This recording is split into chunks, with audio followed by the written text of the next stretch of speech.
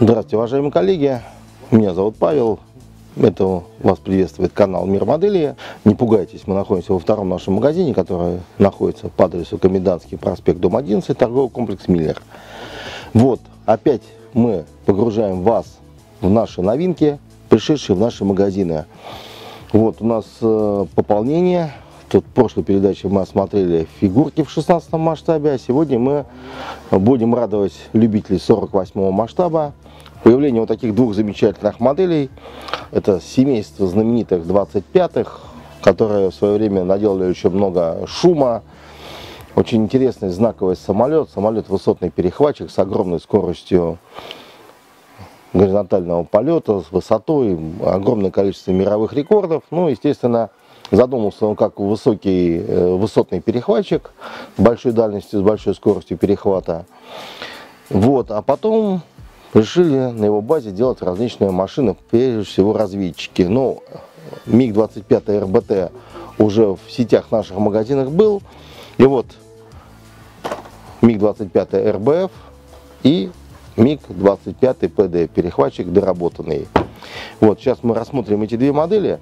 Единственное, сразу хочу сказать одно, что бросается в глаза. Это вот, можете сразу посмотреть, толщина коробок. То есть, ну, не скажу, что в 2 раза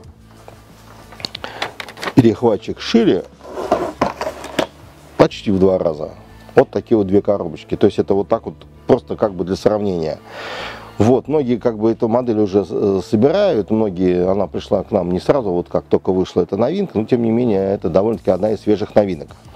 Мы сейчас заглянем в разведчик, ну я особо показывать, опять же, рассказывать не буду, в Википедии везде можно посмотреть технические характеристики, история применения, боевого применения, а также эти машины ставились на экспорт в Сирию и в Ливию. Сбивались эти машины и сами сбивали. То есть машина, в принципе, боевая, интересная. Значит, я вот хочу сказать одно, что по именно РБФ, это, наверное, 2 там или 3 самолета имели. Обычно все привыкли к тому, что 25-е они серенькие, в сером камуфляже, ну, с черными затемненными части носового конуса РЛС, ну и пилотки. Понятно, те, которые больше тепловым нагревом, они тоже подкрашены в серый цвет, в темно-серый, во всяком случае. Но вот это вот единственные 2 вот таких вот борта. Вот этот вот у нас здесь 38-й. И, по-моему, еще там один борт, сейчас я точно вам скажу. Это вот камуфлированные. Обычно 25-й не камуфлированные, а вот эти вот именно камуфлированные. Тем они интересны, потому что все знают, что 25-й это только серенький. Тут неожиданно камуфлированная машина. А на самом деле это РБФ, это разведчик. Здесь много добавлено различного оборудования. Вот, поэтому машина интересная, знаковая, очень много съемок можно найти, фотографии реальных бортов, они есть в сети. Вот, сейчас мы тогда заглянем в коробочку сначала МиГ-25 РБФ. Вот, уважаемые коллеги, начинаем как положено с инструкции. Опять же, здесь есть литники. Вот, опять перечень литников, можно посмотреть. Красным те детали, которые не используются при сборке. Это достались от предыдущего, допустим, модели РБТ. Ну, естественно, литники совмещены, поэтому тут различные панели могут быть и на той модели. Ну, здесь просто порядок сборки я вам показывать не буду, просто акцентирую ваше внимание. Вот как раз специального, чтобы вы увидели, это именно вот этот вот знаменитый 20-й борт из Шаталова. На август 2001 года они его дают. Вот камуфлированный он есть, он реальный, номер 20. Второй борт, который тоже есть в сети, а это вот 38 номер. В Германии этот, да, борт был. Ну и вот еще один шаталовский борт, но он уже традиционно серый. Вот сразу покажу вам декали. Вот опять же звезды. 38, 20, 48. Вот на 48 номере есть вот такая традиционная, вот такая вот интересная надпись, которая вот здесь вот над различными блоками камеры датчиков находится на носовой части фюзеляжа. Вот также имеются технические надписи. Все это очень хорошего, отличного качества. За это компания i7 большой респект и уважуха, как говорят нынче. Вот. Теперь мы сделаем очень интересным, хитрым образом. Мы должны сейчас вам показать литники, как мы это все обычно делаем. Но мы сейчас этого делать не будем, потому что мы сейчас сразу покажем вам вот этот самолет. Вот, это МиГ-25 ПД, перехватчик доработанный.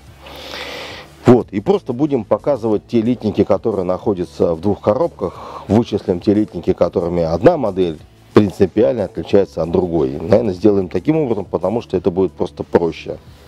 Вот здесь обыкновенная коробка, 56 номер с гвардейскими значками. Здесь он также изображен и вот с этой части коробки.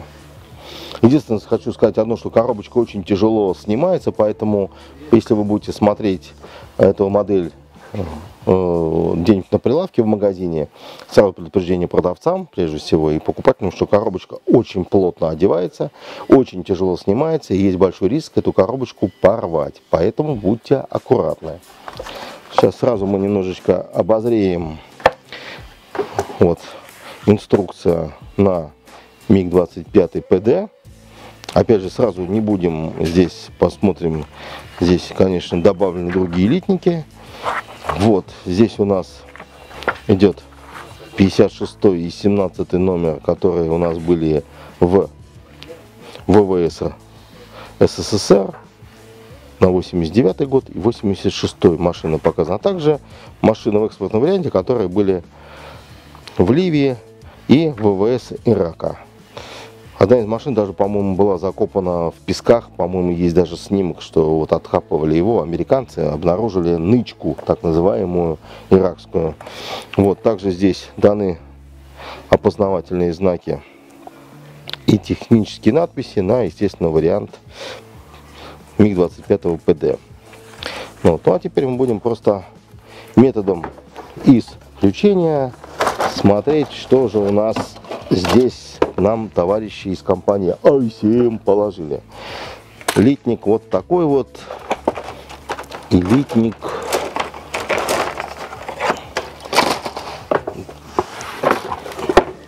вот такой вот. Понятно? Два литника. Этим модели не отличаются. Естественно, откладываем в сторону сюда и сюда. Вот. Теперь, значит, ну понятно, что вот эти части тоже должны быть, в принципе, одинаковыми. Вот это вот у нас тоже, я думаю, что не будет вызывать никаких вот изменений. Это тоже все, как видите, совпадает. Эти модели совпадают, даже и расшивка везде, лючки, крой везде одинаковые. Опять же, откладываем в сторону, откладываем в сторону. Так, хвостовая часть. Видим, опять же, вот эти три литниковых рамки, они абсолютно являются переходящим призом из модели в модель. То есть, понятно, здесь они полностью одинаковые. Вот четвертый литник, который должен быть тоже одинаковым, потому что, ну, здесь все конструктивно у нас очень похоже. То есть это 4 литниковых рамки, полностью идентичны друг другу. Вот, еще есть одна рамка, которая тоже, наверное, будет идентична. Это рамка с стабилизатором пламени и топливным баком. Из этого мы делаем вывод, что 5 литниковых рамок являются абсолютной копией друг друга. То есть этим модели полностью повторяют друг друга. Вот. Ну вот дальше пошло непосредственно различие. Это у нас идет непосредственно РБФ. Здесь у нас МиГ-25 ПД. Естественно, абсолютно разные носовые части, потому что, соответственно, разведчик, перехватчик. Вот. Эти части абсолютно отличаются, они являются абсолютно разными у каждой модели. У каждой модели своя, соответственно, модификация данного самолета. Кроме того, значит, здесь вот как вы помните, там была неиспользованная модель. Вот это вот, скорее всего, лежит из РБТ, скорее всего, РБ, РБТ, другая носовая часть. Вот. Также единственное, я забыл сказать, что вот эти части сходятся, потому что кабина внешне не претерпела изменений, поэтому здесь все одинаково. Естественно, приборки должны быть разные. Я точно сейчас не могу сказать, насколько компания ZCM это поймала. Ну и, естественно, отдельный литник с вооружением. Вот 3 литниковых рамки, которые полностью отличают одну от модели. Одна рамка находится в модели РБФ, и 3 литниковых рамки, абсолютно другие, находятся в модели МиГ-25 ПД. Так что вот вы просите, чтобы сравнить и показать, чем модель одна отличается от другой, говорим вам вот таким вот образом. Вот, уважаемые коллеги, мы сегодня рассмотрели сразу 2 модели в 48-м масштабе, так что летчики, ну, я в том числе очень рад, потому что машина знаковая, очень интересная. Ну, к сожалению, 25-й была у него и такая печальная, неприятная история, когда именно 25-й, МиГ-25 истребитель угнал, по-моему, Беленко его фамилия, может быть, я ошибаюсь, в Японию.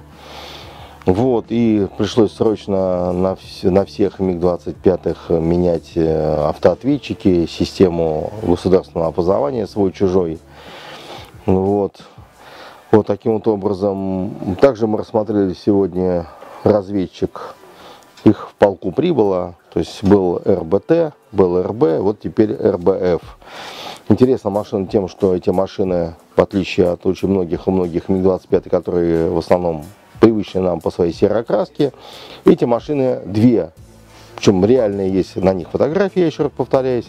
Машины камуфлированные, этим они необычно выглядят. Если у вас МиГ-25 будет камуфлированный, он сразу будет резко бросаться в глаза. Вот, так что большое спасибо компании CM за то, что вот они так вот закрыли такую большую нишу. Том Петер у нас закрыл нишу по МиГам 23, 27, ну там спорно, может что-то неправильно, но тем не менее эти модели есть.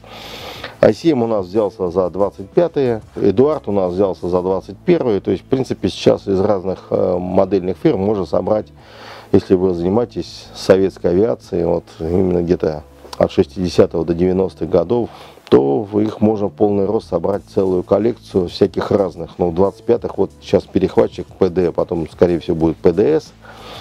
Вот, и в дальнейшем также можно полную коллекцию сделать разведчиков, РБТ, РБ, вот РБФ. Вот, так что вы приходите к нам, пожалуйста, в магазины. Эти модели вас ждут. Собирайте их, ставьте их себе на полку. Вот, ну, а я хочу немножко сделать небольшой анонс. Вот так вот я сейчас вот гордо покину это место и немножко обращу ваше внимание на полку, которая находится у меня за спиной. Вот такая вот у нас будет обзор в следующий раз вот на такую модель. Хотелось очень обозреть ее именно сегодня, но дело в том, что в данный момент я такую модель собираю сам, и поэтому очень хочется ее показать и показать, как она выглядит вживую. Так что это так небольшой анонс. До новых встреч. Меня зовут Павел. Всего самого хорошего.